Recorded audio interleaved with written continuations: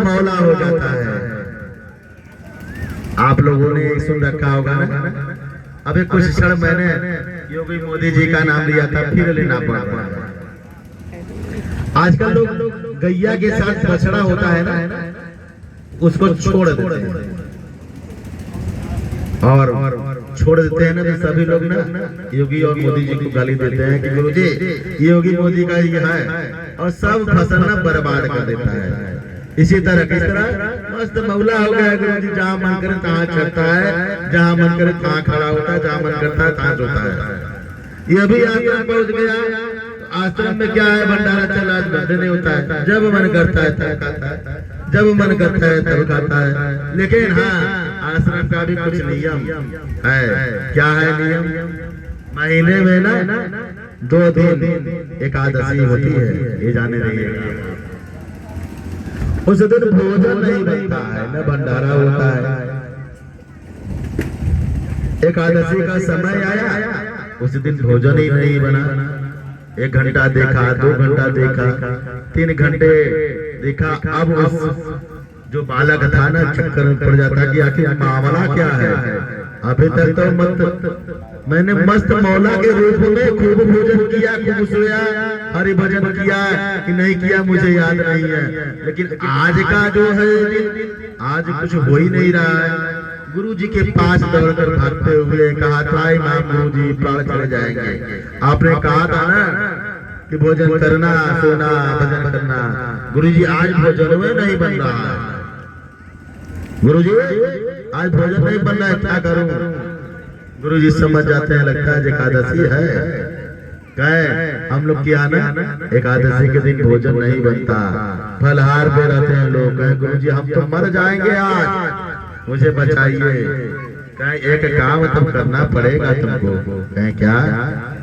कहे देखो यहाँ तुमको कुछ मिलेगा भोजन नहीं, तुम क्या बना पाओगे?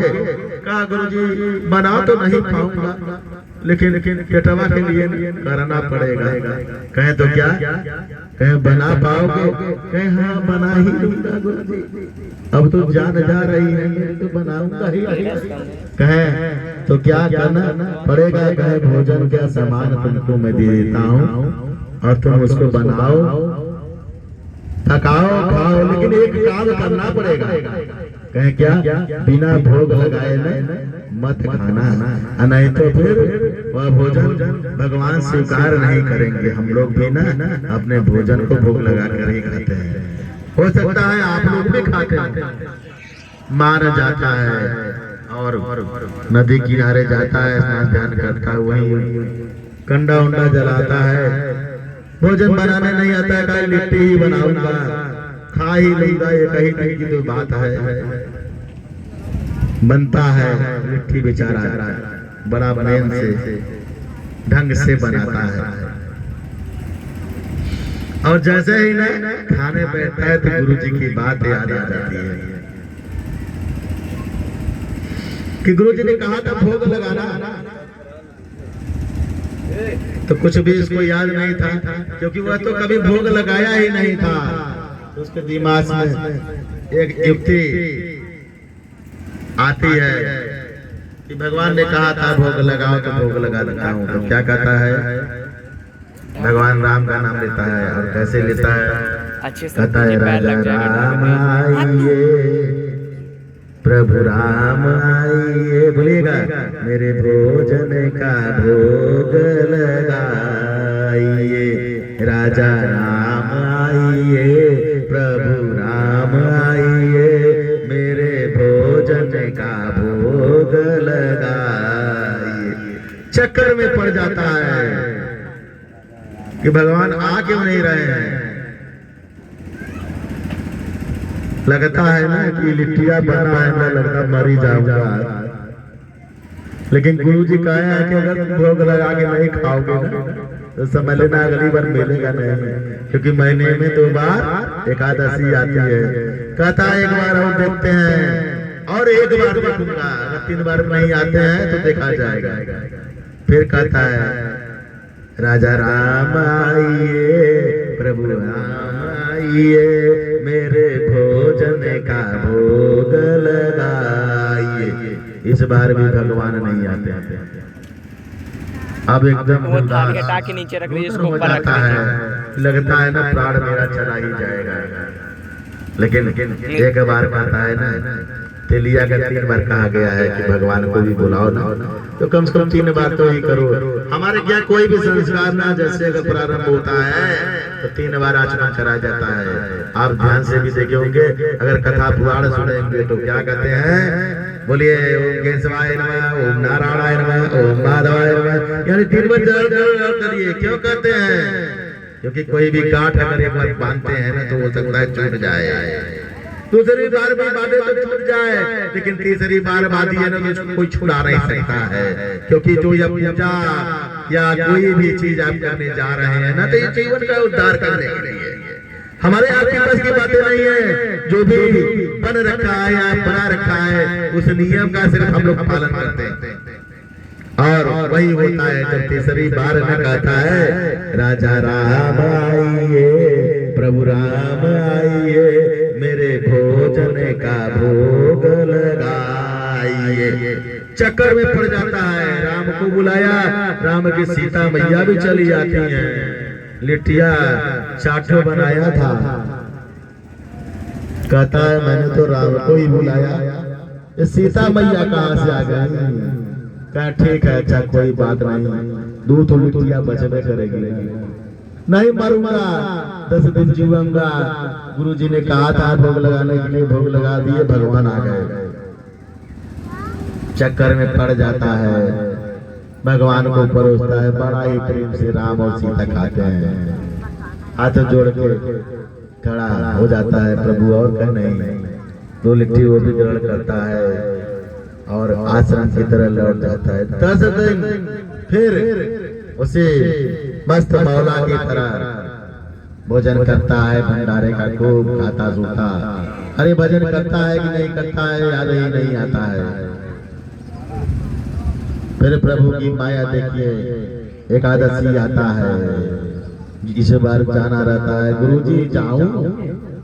गुरुजी पूछते कहाँ आज एकादशी है गुरुजी ना? तब गुरुजी जाऊं, बनाऊं, खाऊं, क्योंकि आप तो जानते ही नहीं मुझे यही आता है। गुरुजी कहे तो उसमें क्या, मैं तो उस बार ही तुमको बता दिया था कि चले जाना। कहा गुरुजी नहीं, इस बार इसलिए बताने आया हूं मैं कि जो आप राशन दिए थे ना मेरे को, वो थोड़ा कम है। इतना राशन दिया था, कम है? कहा गुरुजी आपने कहा था भोग लगा के खाना। गुरुजी चक्कर में पड़ जाते हैं, कहते लेकिन चलो, यह पेट के लिए यही न कह रहा है, दे दो। आश्रम में बोलते हैं कि इसको भोजन का प्रबंध कर दीजिए, थोड़ा सा बढ़ा कर दीजिएगा।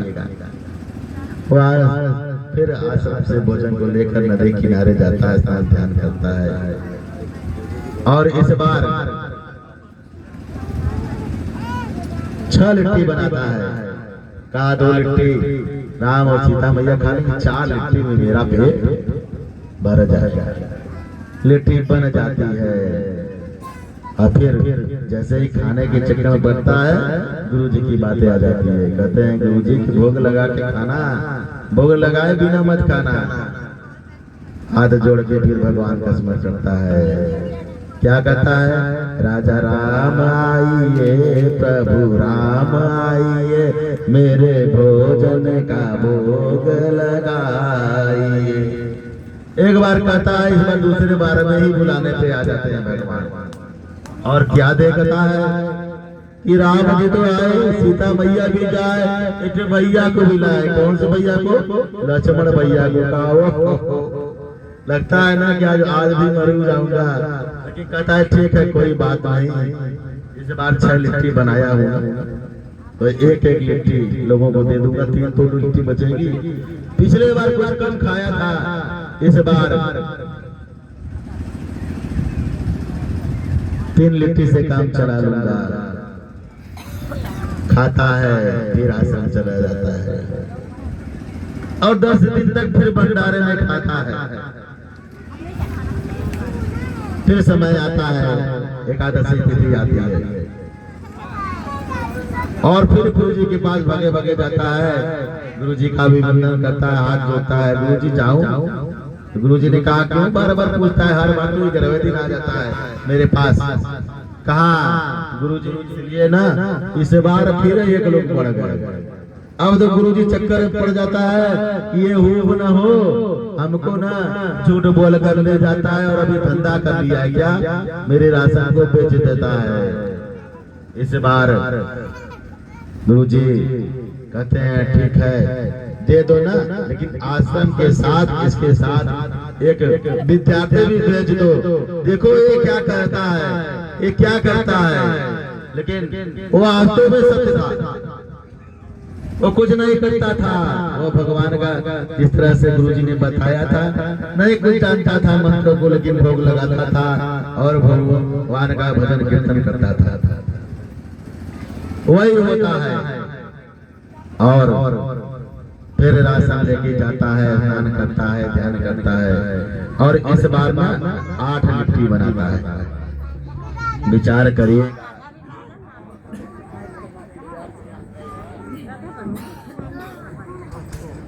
जीवन में अगर किसी के साथ एक घटना हो तो क्या हो।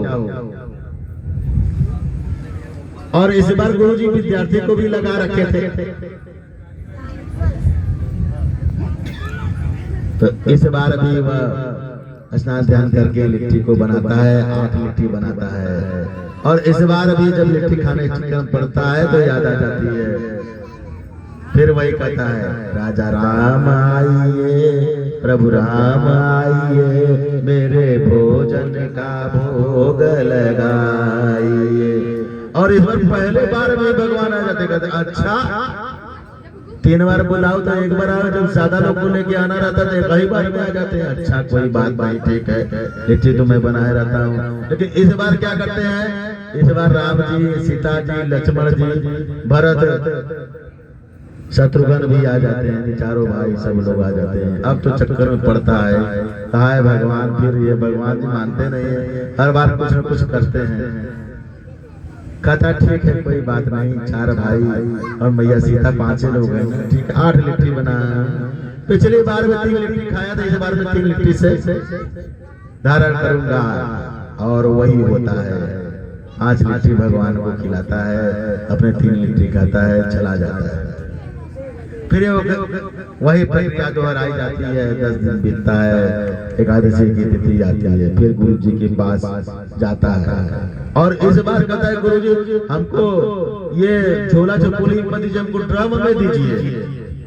गुरु जी चक्कर में पड़ जाते हैं, क्योंकि विद्यार्थी को भेजे थे, विद्यार्थी को समझ में नहीं आया, गुरु जी को बात बता नहीं पाते। कहा ड्रम में मांग रहा है, कितना खाता है। गुरु जी स्वयं कहते हैं कि मैं जाऊंगा और देखूंगा कि ये क्या कह रहा है। गुरु जी इसको अपने भंडारे से ड्रम से भरवा के दिलवाते हैं और जाता है, इस बार स्नान करता है, लेकिन लिट्टी नहीं बनाता है। विचार करिएगा, इस बार ना लिट्टी नहीं बनाता है, कहता है देखता हूँ आज भोग बिना लिट्टी के ही लगाऊंगा, पहले आ जा तब ये कुछ होगा। गुरु जी तमाशा देख रहते हैं, कहते हैं तो सर्वा हर बार अधिक अधिक कहकर हमसे मांगा और कहता है कि गुरु जी लोग आ जाते हैं, इस बार कुछ कर ही नहीं रहा है, इसका मतलब ये बेचता था। तो देखता है कि हाथ जोड़ के स्नान ध्यान करने के बाद क्या कहता है, राजा राम आइए, प्रभु राम आइए, मेरे भोजन का भोग लगाइए।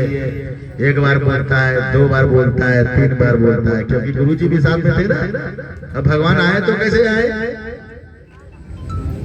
लेकिन कहता है ना कि अगर आप नहीं आए ना तो अब मैं आपके यही जहाँ पे मैं हर एकादशी को लिट्टी खाया करता था, प्राण को त्याग दे दूंगा।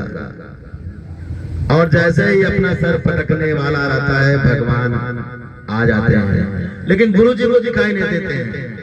और इस बार 5 लोग नहीं 6 लोग, हनुमान जी भी आते हैं। सीता जी, राम जी, भरत जी, शत्रुघ्न जी, लक्ष्मण जी, हनुमान जी घबरा जाता है और हाथ जोड़ के खड़ा हो जाता है। भगवान ये कई बार सबको बुला लो, जब जब मैं कहता हूँ तब तब आप हर एक व्यक्ति को बार बार बड़ा जोड़ लेते हो अपने साथ। और आज ना मैं बनाऊंगा नहीं, आज आप लोग बनाएंगे, हम खाएंगे। आज बड़ा आपका बना चुका हूँ, कभी 6 लिट्टी, कभी 4 लिट्टी, कभी 8 लिट्टी। आज आप लोग बनाओ, हम वो भी खाएं और आप भी खाएं। अब गुरु जी देख रहे हैं कि ये इतना बड़ा ड्रम में लेके आए, बना भी नहीं रहा है, बन भी रहा है। फिर बन जाता है, कहा अरे खबरदार, बनाए आप हैं लेकिन भोग मैं लगाऊंगा। गुरुजी ये भी तमाशा देख रहे हैं कि कह रहे हैं खबरदार, और कुछ भी नहीं दिखाई दे रहा है, मिट्टी बन के तैयार है। लेकिन कहा मेरे गुरुजी ने एक बात बता रखी है। कहा क्या? कहा भोग लगा के खाना है। और भोग लगता है, फिर वही कहता है राजा राम आइए, प्रभु राम आइए, मेरे भोजन का भोग लगाइए।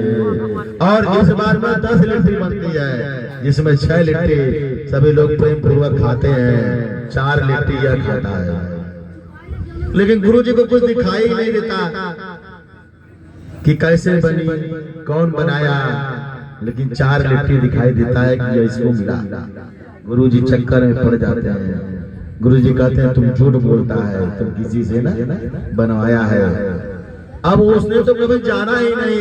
कहा गुरुजी आपने कहा था भोग लगा के खाएगा, तो मैं भोग लगाता हूँ, मुझे मंत्र नहीं मालूम गुरुजी, मैं यही कहता हूँ। नहीं, गुरुजी ने कहा कि तू झूठ बोलता है, सच सच बता। आखिर में हर बार राशन लेकर आता है तो कहाँ जाता है? कहा गुरुजी कहीं नहीं जाता है। जितना आपने बता रखा है 10 दिन तो मैं मौल मस्ता के रूप में आपके आश्रम में ही दिन भर खाता हूँ, हरि भजन करता हूँ कि मुझे नहीं याद है, लेकिन भोजन जरूर करता हूँ। गुरुजी मैं यहाँ भी वही करता हूँ। कहें अगर करता है तो कौन करता है? कहा जिसका नाम आपने अभी कहा। क्या?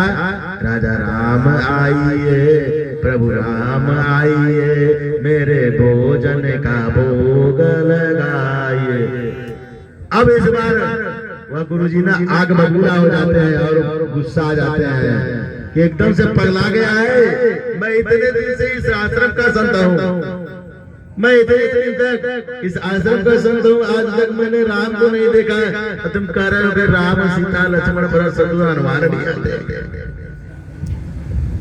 कहा गुरुजी आप जो कह रहे हैं आप नहीं देखा, कि मैं हर एकादशी को अपने साथ भोजन बना के पका के खवाता था। इसी बार गुरुजी नहीं बनाया हो। कहा क्यों? कहा जब जब न बनाया तब तब एक व्यक्ति को बढ़ा दिया, चक्कर में पड़ जाता हूँ। और इस बार मैंने पढ़ रखा था ना कि इतना लिट्टी मुझसे बनेगी नहीं। पेटवा के लिए हम कर रहे थे जरूर, लेकिन हम कहे इस बार भगवान बनाएंगे और मैं खाऊंगा। गुरुजी भी चक्कर में पड़ जाते हैं, क्या ऐसा भी हो सकता है? हाँ, तो आप सब लोगों ने भी सुन रखी है, हमने भी सुना है कि ऐसा भी हो सकता है। लेकिन गुरुजी मानने के लिए तैयार नहीं होते हैं। कहते हैं अगर तुमको दिखाई देता तो मुझको क्यों नहीं दिखाई देता? कहें गुरुजी आपने भोग कहा, भोग लगा के मैं खाता, मेरे सामने तो बैठे हैं, लेकिन गुरुजी नहीं देख पाते। अब भक्त और भगवान की महिमा की बात आ जाती है। वह बनिया का लड़का चक्कर में पड़ जाता है कि मैं गुरुजी को कैसे अपनी बातों को सच साबित करके दिखलाऊं, क्योंकि अगर आज नहीं दिखलाया तो अगले एकादशी पे ना मेरा प्राण निकल ही जाएगा। तो इससे बढ़िया है किसी एकादशी में क्यों ना निकालूं मैं और अपने सर को ना भगवान के चरणों में पटकने लगता है। कहा कि गुरुजी अगर मेरे को दिख रहा है तो मेरे गुरुजी को भी दिखो।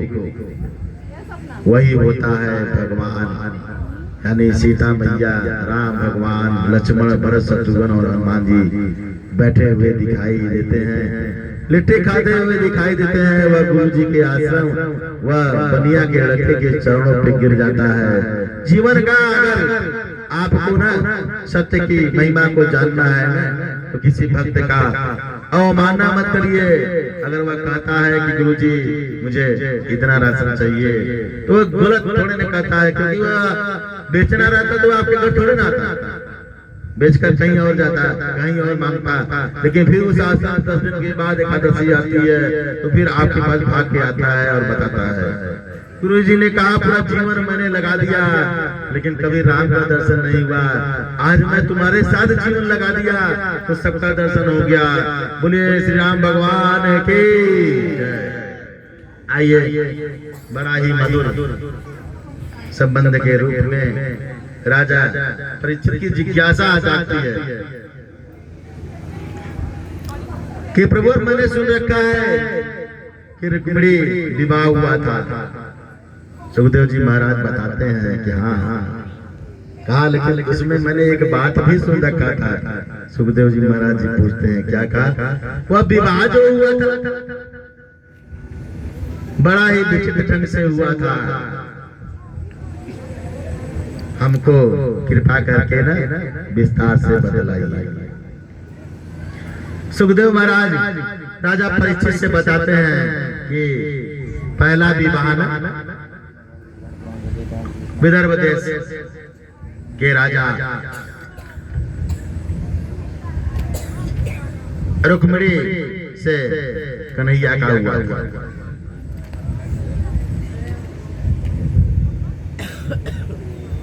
और बड़ा ही आनंदमय हुआ था। उस विवाह की चर्चाएं आज भी होती रहती हैं।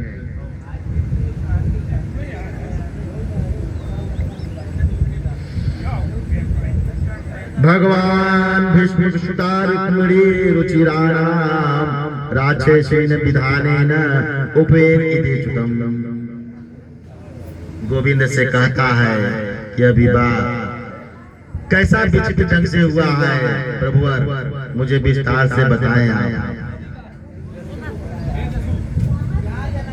सुखदेव जी राजा परीक्षित को बताते हैं कि यह विवाह बड़ा ही रोमांच और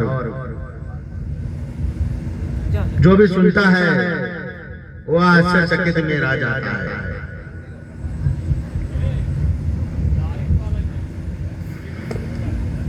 भीष्मक राजा के 5 पुत्र और उसमें बहन के रूप में एक पुत्री थे जिसका नाम रुक्मिणी था, और पिता भीष्म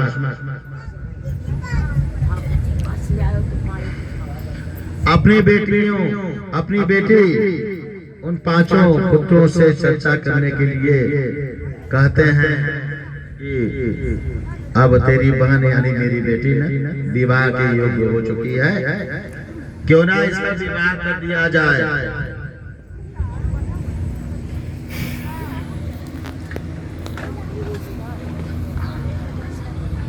और मैंने सुन रखा है कि बड़ा ही यहाँ जो एक राजा है ना जिसका नाम द्वारकाधीश है, बड़ा ही चर्चा है उनका।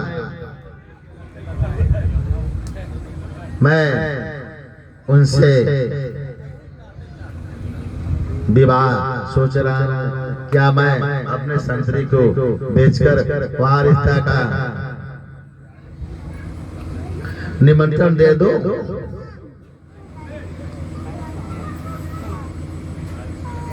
भीष्मक के 5 पुत्र में एक पुत्र का नाम रुक्मी था। वह तुरंत क्रोधित होकर पिताजी के सामने खड़ा हो जाता है और कहता है, पिताजी आप उस द्वारकाधीश रण छोड़ने की बात कर रहे हैं,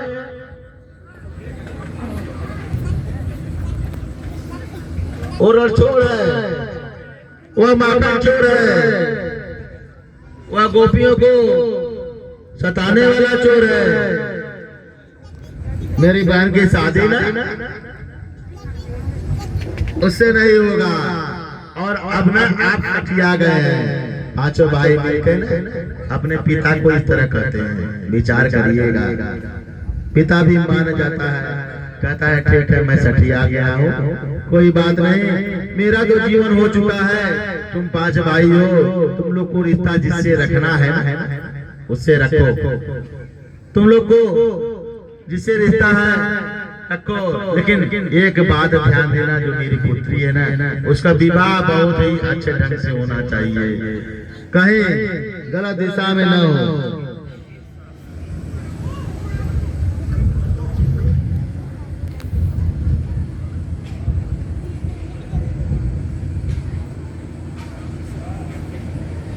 और उसी क्षण रुक्मी बातों बातों में बोल देता है,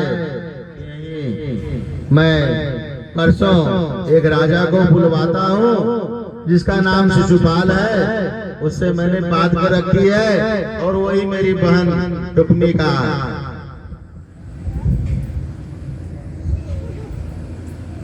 विवाह करेगा और मैं आज भाई उस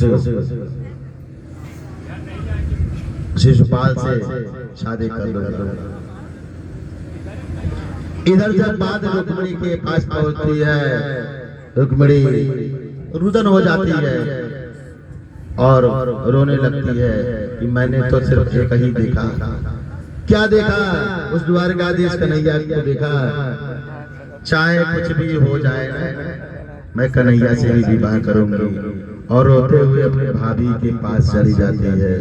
लेकिन हमारे यहाँ ना एक बड़ा ही गड़बड़ या कहिए तो लोग आज भी ना महिलाओं को अपना गुलाम समझते हैं। यह बहुत बच की बात है। सारा काम अगर महिला न रहे, एक काम भी मर्द करता नहीं है, लेकिन गुलाम समझते हैं और भाभी के पास जाके हाथ जोड़ के प्रार्थना करने लगती है कि भाभी मैंने एक व्रत रखा हूँ कि शादी करूंगी ना तो कन्हैया से ही करूंगी। लेकिन भाभी भी ना रुक्मिणी से हाथ जोड़ लेती है कि जब तेरे भैया ना अगर कह दिए हैं तो वही करेंगे, क्योंकि अगर तू सर भी पकड़ लेगी ना तो कुछ कर नहीं पाएगी। रुक्मिणी अपनी भाभीयों को समझाती है कि अगर मेरी शादी शिवपाल से हुआ ना तो मैं शिवपाल से शादी नहीं करूंगी, भले मुझे 100 बार जन्म लेना पड़े या 100 बार मृत्यु को ताकना पड़े, मैं मृत्यु को गले लगा लूंगी, लेकिन शिवपाल को गले नहीं लगा लूंगी। भाभी परेशान हो जाती है। हर भाभीयों के पास ये होता है कि कोई रास्ता ढूंढ ले, कहीं मेरी नैना सही तो न कर ले, और कहती है अगर ऐसी बात है ना तो कन्हैया के पास चिट्ठी लिख दे कि मैं आपके लिए जीवन पर्यंत आपकी पत्नी बनना चाहती हूँ, अगर आप साथ दे दे मेरा तो मैं आपकी साथ विवाह करूंगी। पंडित जी को बुलवाती है, चिट्ठी लिखवाती है और त्वरित गति से पंडित जी उस चिट्ठी को कन्हैया द्वारकाधीश के पास जाकर बुलवाते हैं। कन्हैया के पास पंडित जी पहुंच जाते हैं, पंडित जी को बुलवाया जाता है सभा में। पंडित जी कन्हैया के पास हाथ जोड़कर खड़े हो जाते हैं, कहे प्रभु एक संदेश लेके आए हैं, माया तेरी है, तू ही समझ सकता है। कन्हैया कहते हैं अगर तू लेके आया है ना तो चिट्ठी को तू ही पढ़। और पंडित जी पढ़ते हैं कि मुझे 100 जन्म भी लेना है ना तो प्रभु मैं आपकी ही पत्नी बनूंगी, और मेरे 5 भाई हैं यह ठान लिए हैं कि आपके साथ शादी नहीं करेंगे। हाँ एक बार और बतलाती हूँ मैं आपको, हाँ मैं एक बार और बतलाती हूँ